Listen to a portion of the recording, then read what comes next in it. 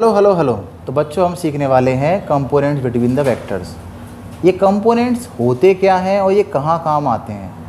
आज के जो सवाल हैं उसमें कैसे कंपोनेंट करें, क्योंकि जितने ही वेक्टर हैं फोर्स, वेलोसिटी, एक्सीलरेशन, वहाँ सब जगह कंपोनेंट काम आने वाले हैं। कंपोनेंट्स का मतलब क्या होता है, चलो एक एक करके देखते हैं। पहले मैं आज के जो सवाल हैं उनको लेता हूँ। जैसे ऐसे करके वो क्या कर देते हैं, एक दीवार बना दी, बोले एक पेंडुलम या एक ब्लॉक है, वो इस पर हैंग है, आप बता दीजिए वर्टिकल और हॉरिजॉन्टल फोर्सेस।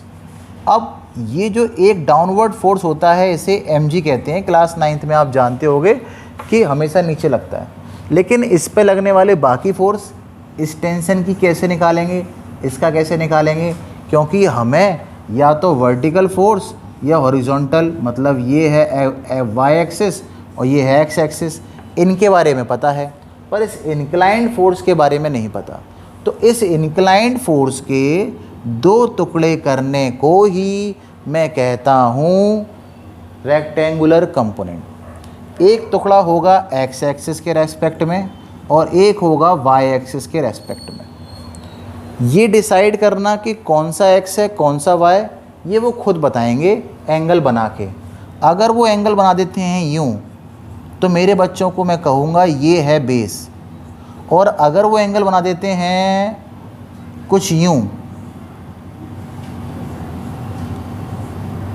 यूँ, तो अगर इसके दो टुकड़े करूँ मैं तो ये वाला हो जाता है थीटा। पहले इसकी बात करते हैं आसान भाषा में, तब आपको ये वाला, और कुछ ऐसा भी बड़ा फेमस क्वेश्चन है, यहाँ पुली लगा देते हैं, फिर पूछते हैं कि बताओ इस m ब्लॉक पे लगने वाला फोर्स कितना है, अगर एक m ब्लॉक यहाँ पर है तो। ये कुछ ही एग्जाम्पल हैं ऐसे करके आपके सामने, क्योंकि आप डाउनवर्ड फोर्स को जानते हैं, अपवर्ड फोर्स को जानते हैं, लेकिन इस वाले फोर्स का क्या करें, और यहाँ पर अगर फ्रिक्शन भी आता है तो कैसे कंपोनेंट करोगे। ठीक है, तो यहाँ से सीखना शुरू करते हैं। ये है बेस और ये इसका अपोजिट हो गया परपेंडिकुलर। इस बेस को और कंफर्म करते हैं कि ये बेस कैसे बना। क्लास 9th में अगर आपको याद हो हाइपोटेनियस पाइथागोरस थ्योरम, तो उसमें क्या होता था, उसमें होता ये था कि एक हमने हाइपोटेनियस लिया सर, ये हो गया बेस और ये हो गया परपेंडिकुलर, ये थीटा, तो ये बन गया बेस और ये हो गया परपेंडिकुलर, ये हो गया हाइपोटेनियस। हमें एक फार्मूला मिला, उस फार्मूले से हमने वैल्यू निकाली। हमने कहा b/h equal to cos theta, तो b इक्वल टू हमने कहा h कॉस थीटा। तो इस तरह से हमने बेस की वैल्यू निकाली h कॉस थीटा। ये वाला जो एक्सेक्शन है मैं इसको यहाँ ड्रॉ कर रहा हूँ बच्चे, दोबारा देख लो, परपेंडिकुलर को कहाँ ड्रॉ कर रहा हूँ, यहाँ, सिंपलिसिटी के लिए आपको बनाने में आसानी हो।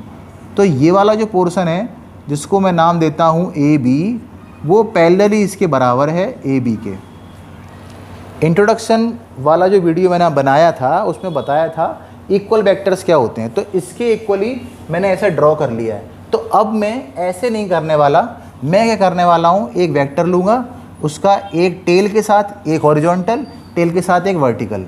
जो हॉरिजॉन्टल है जहाँ थीटा है वो बेस, उसको कह दूँगा मैं F cos theta equal to X में उसका कंपोनेंट।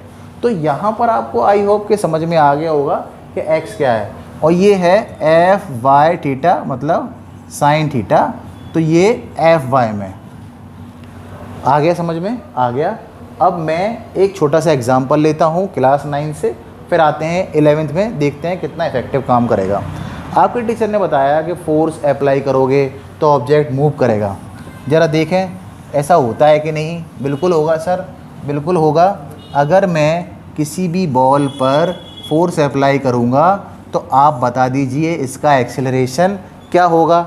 मेरे बच्चे ने कहा सर m मास है, f फोर्स है, f equal to m a से मैं आराम से कर दूँगा। लेकिन मैं कहूँ बेटा फोर्स अब ऐसा नहीं है, फोर्स अब ऐसा है, और ये एंगल बनाता है इससे 60 डिग्री। अब बताओ तो मेरा बच्चा क्या करेगा, हमेशा के जैसे इसकी टेल पकड़ेगा, इसके टेल से एक एंगल यूँ और एक वेक्टर यूँ। ये वेक्टर डाउनवर्ड वेक्टर है और ये वेक्टर कैसा है, पैरेलल। तो इसका इसके साथ रिलेशन बनाएगा। या फिर और आसान भाषा में बता दूं मैं कि ये वाला जो वेक्टर है ना, ये वाला जो बनाया है आपने ए बी का, ये वाला हिस्सा, ये और ये बराबर हैं। तो आप इसको कह दो या इसको कह दो। तो मैं इसको कह देता हूँ, क्या कह देता हूँ, vertically opposite F cos theta. ये अगर चीज़ समझ में ना आई हो तो मेरे बच्चों को ट्रांसवर्सल याद होगा, अल्टरनेट इंटीरियर एंगल। अब आ गया समझ में, आ गया समझ में, ये वही है। कॉस थीटा कितना है बच्चे, फोर्स अप्लाई करता हूँ 10 और कॉस है 60, तो वैल्यू कितनी आ गई 5, यानी 5 न्यूटन मुझे मिल गया। अब मैं अप्लाई करूँगा 5, रियलिटी में 10 नहीं है, कितना है 5। ऐसे ही दूसरे कंपोनेंट करना सिखाते हैं। दूसरे कंपोनेंट बहुत आसान भाषा में, जैसे आप ले लीजिए कि आप किसी ब्लॉक को या फिर आप किसी बैग को खींच रहे हैं। आप रेलवे स्टेशन पर जाते हैं तो आपके बैग खींचने का स्टाइल कुछ ऐसा होता है। आपसे बोलते हैं बताओ इसका एक्सेलरेशन क्या होगा, बताओ ये बैग उठेगा कि नहीं उठेगा। मेरे बच्चों को पता है कि इस बैग पे हमेशा एक फोर्स लगता है नीचे, और हॉरिजॉन्टल से कुछ यूं एंगल बन रहा है। जहाँ थीटा आ गया वहाँ बेस है। अगर ये फोर्स है वेक्टर क्वांटिटी तो मैं कहूँगा एफ कॉस थीटा, इसके अपोजिट कहूँगा एफ साइन थीटा। अब समझ में आ गया होगा कि एफ कॉस थीटा चला रहा है हॉरिजॉन्टल में और एफ साइन थीटा है एम जी के अपोजिट। तो कुछ यूं ही आपको कंपोनेंट करना आ रहे होंगे। एंगल को पहचानो, एंगल का बेस पहचानो और कंपोनेंट कर दो। आगे समझ में, ठीक है।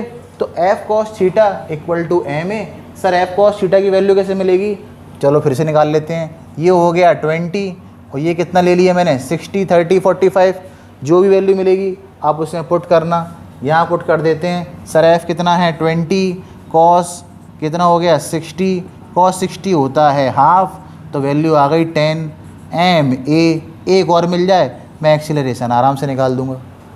एक्सीलरेशन आ गया 3 इक्वेशन ऑफ मोशन से, मैं speed, distance, F equal to F dot D, W equal to F dot D से मैं वर्क निकाल दूंगा। तो आई होप आपको अच्छे समझ में आ गया होगा मैं इसमें क्या करना चाहता हूँ। नेक्स्ट वीडियो में लेटेस्ट सवालों के साथ हम और एडवांस सीखेंगे। थैंक यू बच्चों। सर आप देखें